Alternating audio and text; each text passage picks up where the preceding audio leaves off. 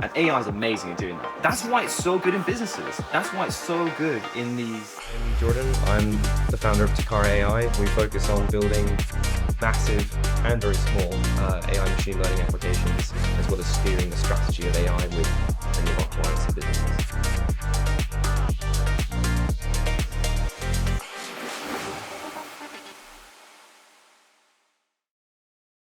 Before we start, I just want to say a big thank you to Vladdy from Minecraft Media for helping me with all of this, assisting me, covering all the handheld shots with his A7 III and Fuji lens.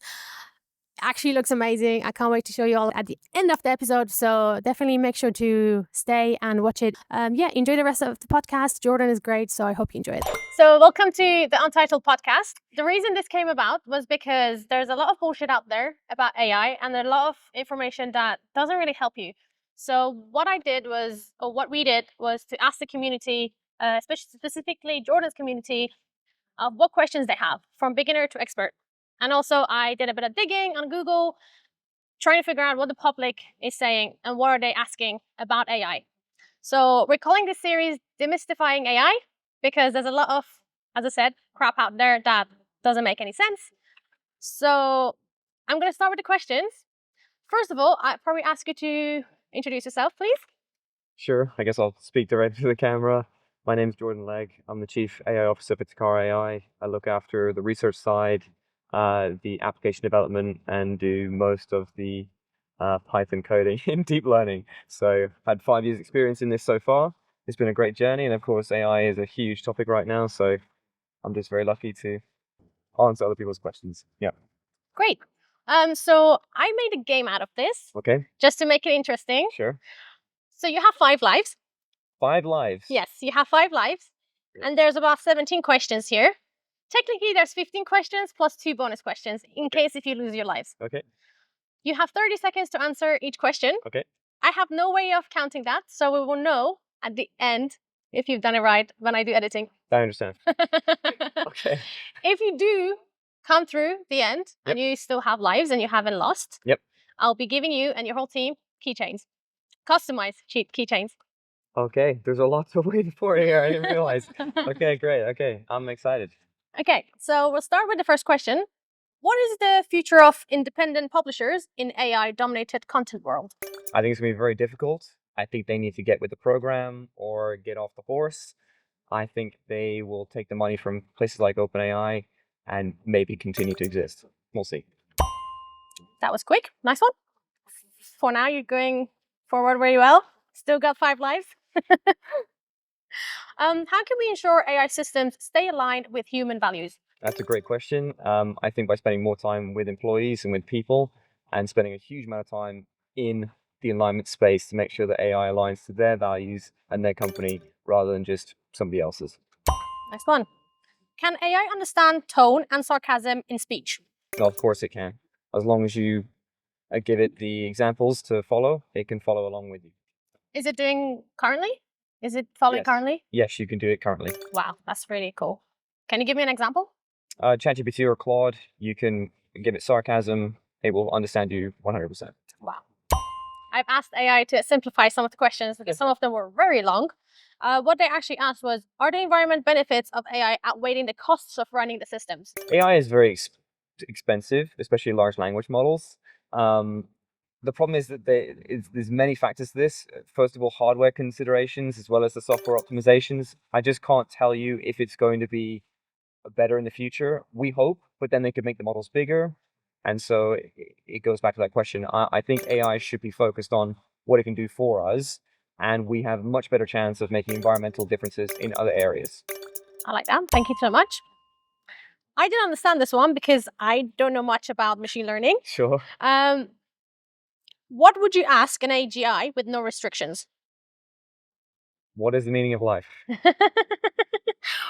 Can you explain to me what this question means, first of all? Okay, so AGI is a term for artificial general intelligence. It's a sort of metric or marker for an AI that actually has its own autonomy and can think for itself and has general intelligence about many things. I don't really know what that is in terms of like, how do you get to that measurement? How do you measure that? But that's what people are striving to. That's what OpenAI is striving to.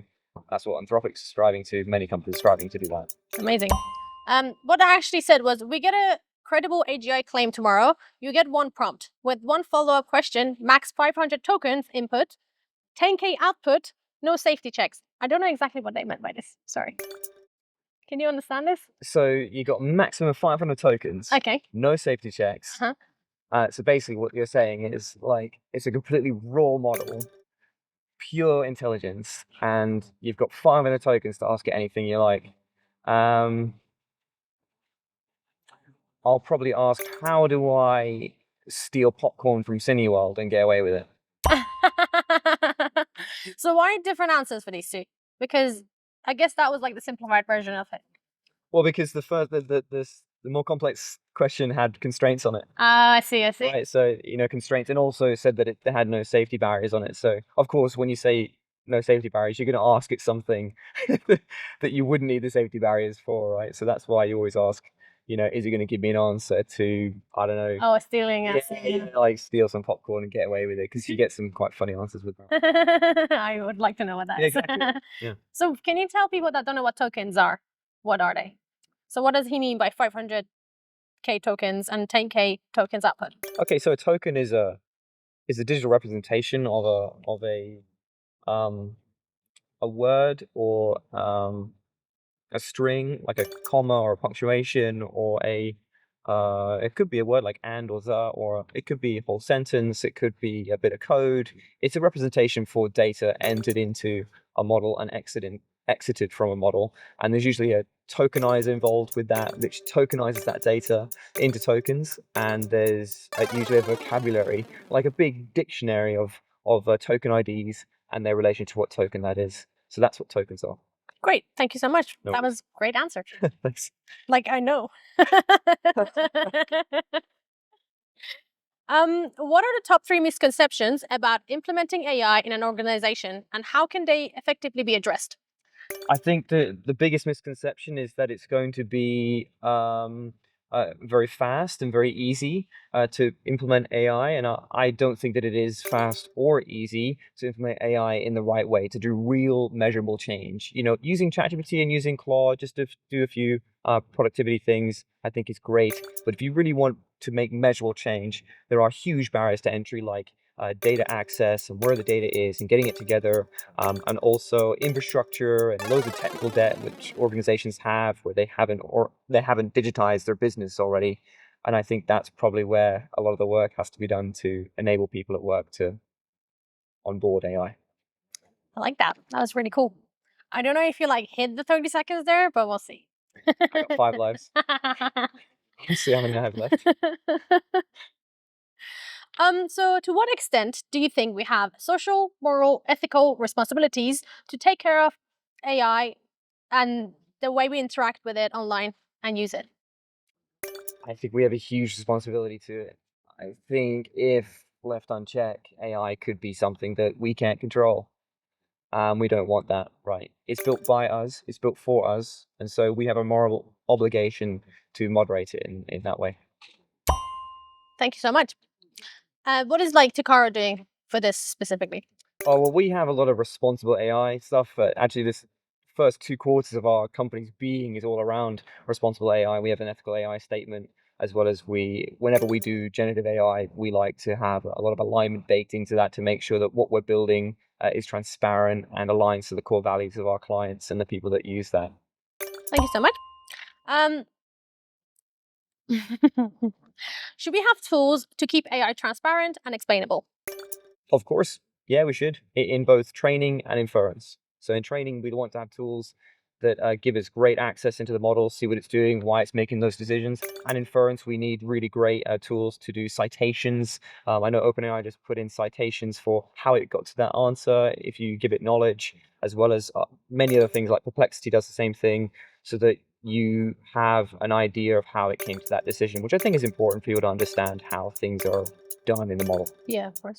That's a good way of putting it, actually. Yep. We have tools for plagiarism that will need to get more sophisticated with more advanced AI models. How do you see this race being won? Probably with a watermarking feature, a digital watermarking feature. I think that's the only way you can do it. If you just did it on raw text, I think the models will be so good that they'll be indistinguishable from human content. So the only way you can get around that is by putting a digital watermark with that content itself. How would that look in like a text-based? In a text-based, you could serve the text with hidden hash encoding. In images, you could hide the encoding within the PNG blocks, or within the pixels itself, you can hide the watermark in there. So there are many ways to do that. Or you can display the text and have it be able to retrospectively unpick it, so you can see what algorithm was used to make that text. Cool. That is something I actually didn't know about at all. So thank you so much. Do you think a tool that shows energy consumption details for AI models, like food labeling, will be adopted? No. I think in terms of carbon impact, yes, but I think the energy and carbon impact of AI models is more to do with the infrastructure around it than it is the model itself, and the model training, possibly. I know Meta's done it with their newest model. They said it's carbon neutral, but I don't think that it will be a wider adoption. I think it should be a wider adoption of the companies and the infrastructure that stuff runs on, and I don't see the distinction between that. Okay, cool. This is a very important question. How will the new European AI Act affect AI adoption since the 1st of August? I think it will not affect it a huge amount. In regular businesses with regular business use cases, I think it will affect massively in the healthcare industry, because the EU Act is based on the use case of AI and not necessarily the AI itself. Great. What has this act changed so far? What has it caused? Well, basically, if you have a model that's over a certain threshold and it's in a use case which is deemed more risk averse, maybe in the medical industry, then you must disclose some of the information on the training and that use case and the architecture for that model to the relevant authorities. Okay. So there's a lot more bureaucracy involved in the EU, whereas in the UK and the US, it's a little bit more of a Wild West situation where you can basically do whatever you like within the realms of data protection, but there's no specific AI laws currently. Okay, cool. I think I said okay, cool so many times. That's all right. What are the latest AI tools you've been looking at or been using, and also after that, what's missing in the market currently? Okay, so the latest one I really like is Flux One by Black Forest Labs. Amazing image model. I've been using that extensively. It's state of the art and it's open source. Yay! I think what we're really missing is really high quality video models. I've got to be honest, that's the biggest gap that I see. We've got video models, but are they good? Are they performant? Can they fit on regular people's hardware? Absolutely not. Well, they have Sora, but they haven't really released it to the public yet. Exactly. And anything that you want to make with it costs about $15 million every time you want to use that thing. So is that really a tool that people can use in general use case? I don't think so. So I think the real gap for that is like, how can we bring video diffusion or stream diffusion down to regular people, because there's so many more use cases than just the generative effect of that, right? So like Netflix could save a whole bunch of their bandwidth if they pass in a 480p stream and then have your device upscale to 1080, and the user is not aware that that's the case, but Netflix save all the money on the bandwidth. You know, it's that kind of thing that I think will be really important for video. Great. I really like that answer. Thank you. No worries.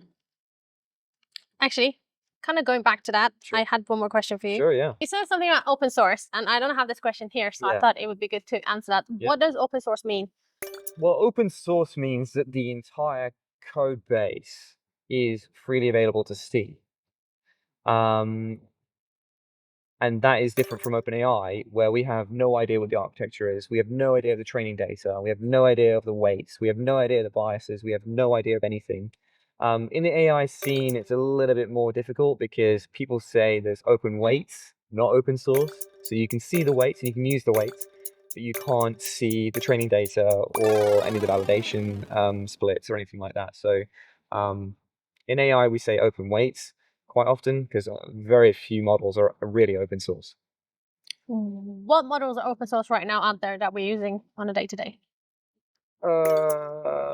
I don't think many of them, if any, are truly open source that regular people are using today. I don't think any of them are actually truly open source. Even Meta's Llama is not open source, truly. Cool. Thank you for that. How will training AI on AI-generated content affect future models? Because this is something we kind of conversated in a co-working once. Yeah, for sure. So you're talking about synthetic data generation. Synthetic data generation is so amazing because human annotated data is very expensive, and also it's kind of like an ethically not sound solution sometimes. So extending a model's knowledge with synthetic data generation, which is then annotated by itself and cleaned, is a way to increase model's knowledge or further fine tune it in areas and help the model not overfit maybe to its current data set.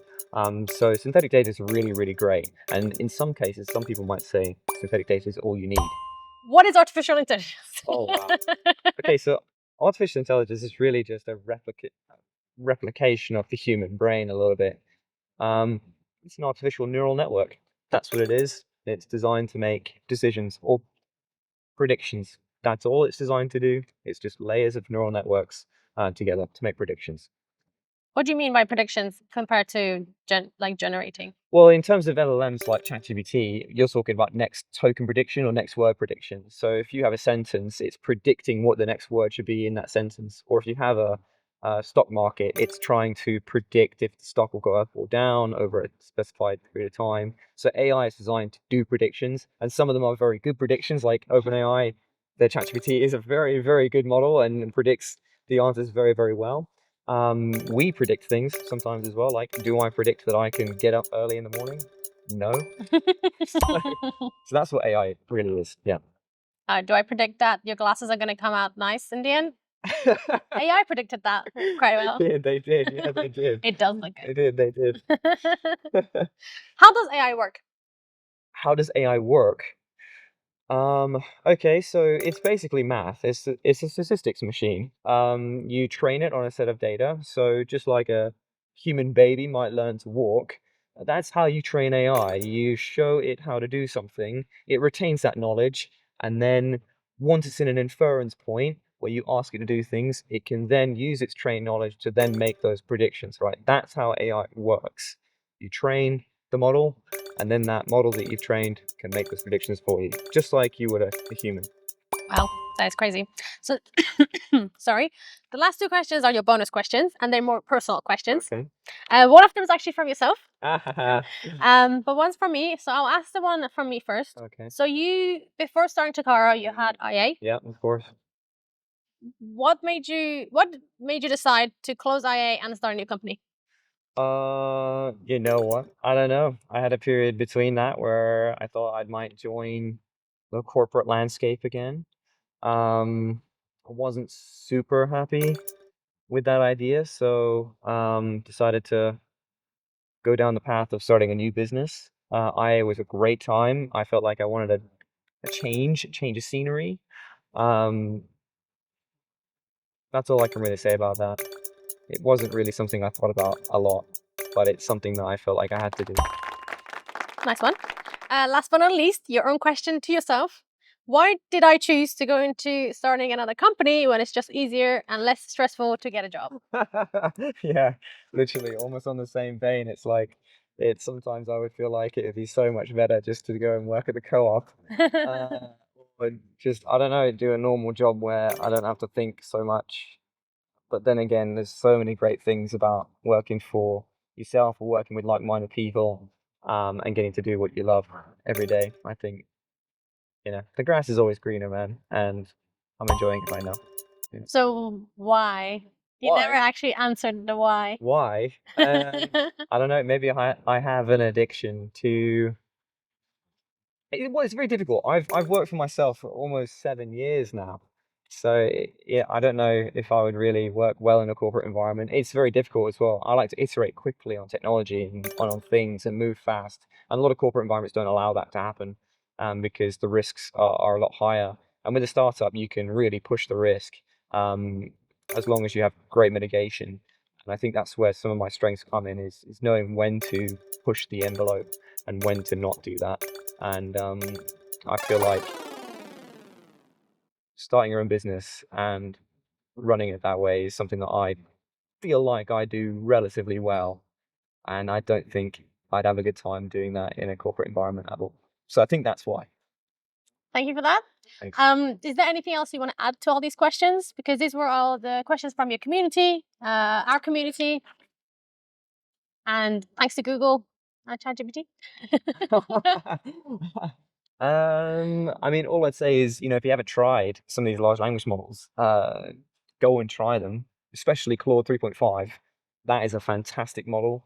Try it in ways you've not tried it before. Send images into it. Try and have it take you notes. See where it can fit into your life. And once you start that journey, you realize what it can really do for you.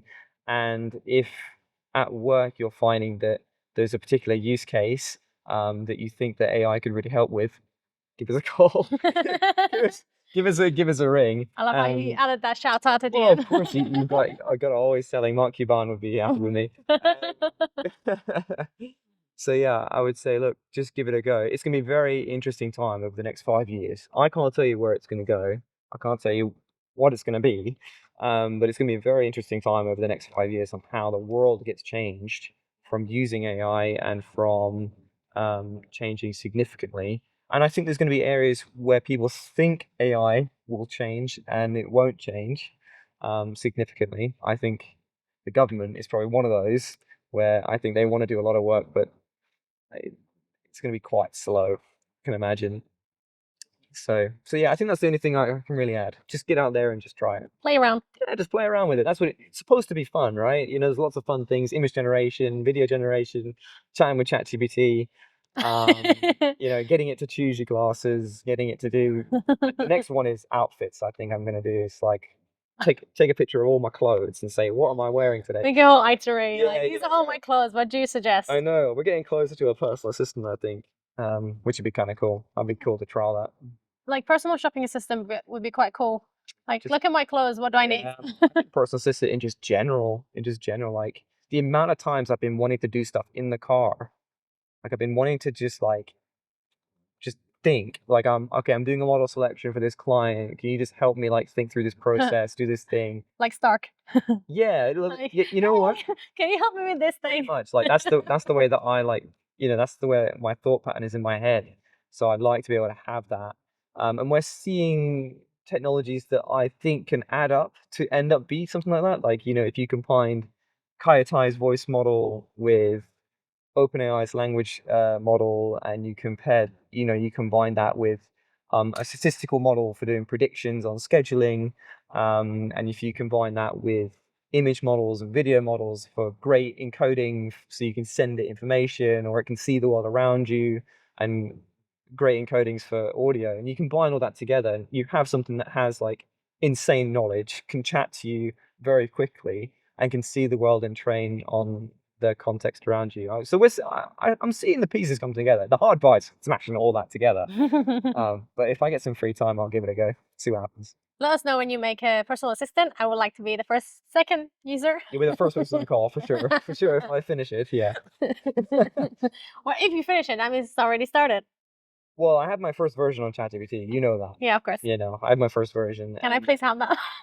Well, the problem is, you're like, I'm not sure. Again, like many organizations, the problem is integrating AI in your organization. Like I had to go through 2 hours worth of Azure Active Directory, connecting the ChatGPT agent to my calendar, so that then it could make decisions and give me suggestions based on my calendar for the week. I can't give that to you because you need to build that specifically. Right, yeah, exactly, and that's a huge barrier to entry for many people. Usually, people are used to just going, connect your calendar, you click one button, and that's the way it should be. You shouldn't have to go through a whole bunch of code just to make that happen, right? Life is supposed to be easier, not harder. So that I think that's why a lot of the barriers to AI is in these sort of more traditional technical debt, where companies have left it and left it and left it and left it. If you imagine a company like a water company, and they've got they want to do machine learning, right? I used to work for a water company. That's why I'm laughing. Exactly. Yeah. But if you think about it, their equipment is in no way like they could say, oh, we want to use AI to do predictive maintenance on our water pumps. I don't know how the infrastructure works like that, but It's like that. yeah. So as far as I imagine, none of those pumps have any way to grab data out of them, in terms of wear, in terms of connectivity. So how are you going to do the machine learning over the top of that? That's a huge barrier to entry to do this technology. So there's a lot of technical debt that these organizations have to go through. But luckily, AI seems to be this thing that seems to be kicking them, in the ass to get their ass moving on some of this stuff and saying, hey, look, we could deliver this ROI, but these are all the things we have to do to get there.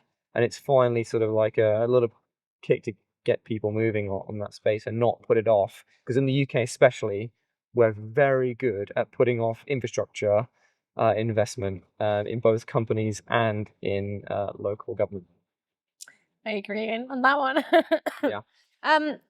I did say that was the last question, but I actually came up with another question. Okay, sure. What is the best use case so far you've seen of AI in the world? The best use case? Probably accurate translation. I've got to be honest. Accurate translation is something that is so human and so democratizing that there's basically no downside to having better translation, if you think about it. If someone said, oh, I wish I didn't have such a good translation of that, that doesn't make sense. And the more that you can democratize information to people, the more people can use anything. So I think that's honestly the best use case, which is democratizing communication for people. That's my favorite use case for it. Yeah, for sure. Oh, thank you so much. Do you have any questions yourself? Do I have any questions myself? I don't think so. I'm not sure. I'm sure I might think of something, but I'm not totally sure. Well, I think we will finish that there. Cool. Thank you. Yeah, no, thank you very much for having me. I really appreciate it. It's a really cool idea, by the way. Yeah, it's all right. I thought Yeah. I've been wanting to do a podcast for a while. Yeah. To just ask my network lots of cool questions, because I feel like there's a lot of, like, all the big podcasts, they hit like very big top level stuff, and it's like, how do you kind of like get rid of that barrier to entry? Yeah, barrier to entry. I think, especially with AI, because I mean, I was even talking to Susan earlier, and she said, "Oh, there's someone that says I have to go through 600 tools and figure out which one's the best one." It's an insane number. I couldn't go through 600 tools and tell you which one's the best one. I could probably go through 6, tell you which one's the best one. So I think there is a huge ocean of information out there. So it's great, and I really enjoy distilling it down a little bit, so people don't have to go through 2 research papers a day and go through all the math and go through all the Python and go through all the model evaluations and then come up with a decision themselves, right? Something as simple as when do I use ChatGPT and when do I use Claude is going to be very difficult for the average person to come up with an answer, because how would they know? No, exactly. So being able to just go, you should use this for this use case and this for this use case is exactly what I'm here to do, and it's exactly what Takara is here to do, is help people on that journey, because they shouldn't have to go on that journey alone. They should be able to rely on people like us to do that for them. That was your 30 seconds. No. That's my 5th life gone. Well, thank you again. I mean, you're really good at explaining it, and just every talk I've come to, every talk that you've had, I've come to, it's been absolutely amazing, and actually I've learned a lot from it. Good. So thank you so much. And you can find Jordan all over LinkedIn. He posts all about AI. Too much. And all his, like, how he plays with all the models and everything he learns. He's just constantly posting. So find him on Takara.ai on LinkedIn. Their website's also Takara.ai, and also LinkedIn, Jordan Legg, double G. Double G. Don't forget the last one. I've had that before. Thank you, Jordan. Thank you. Well done for making it to the end of the podcast. I truly appreciate everyone being involved in this, all the communities who gave us their questions, and also Jordan for getting involved and answering all the questions so fast and amazing. He managed to get one of his bonus points to help him actually pass my challenge. So I have actually got a surprise for him with all the keychains. For those of you that actually like filmmaking and are lens fanatics as well, we use a bunch of different types of cameras for this podcast. So one of them was my iPhone 14 Pro, which was one of the side angles, and then we had my friend's camera, A7C II, with a Zeiss 55 as our main camera, which was actually the sharpest and the best one out of them all, and was my favorite because of the bokeh and everything. And then we had the DJI Pocket 2 standing on the other side, and last but not least, we had an A7 III with a vintage lens from the 1987 by Fuji. It's a 135 and it actually looks so cool. Most people wouldn't use lenses like that for video, but I loved it. I absolutely loved it. It just looked amazing, and for someone that really enjoys filmmaking and how lenses can affect your footage, I was blown away. So thank you, Jordan, for giving us that lens and trying it out, and thank you again, Vladdy, for doing all the handheld shots with that one. I hope you liked this one. If you have any more questions about AI or any other topics within the tech and creative industries, let us know. I would love to cover those in the future podcasts. So we're definitely going to be doing this again with Jordan at some point in the future. So if you have any upcoming questions, or as AI is evolving, your questions might evolve, definitely drop them in the comments below. If you didn't know, I designed Jordan's logo, the Takara AI logo, and I really wanted to showcase that through something fun and also have it on me for myself. Hence why I generated the logo into actual origami cranes, which are these, and I got them printed as keychains. So Jordan's going to be receiving 5 of these in the next week, and also I get to have one of these. Until next time, see you later.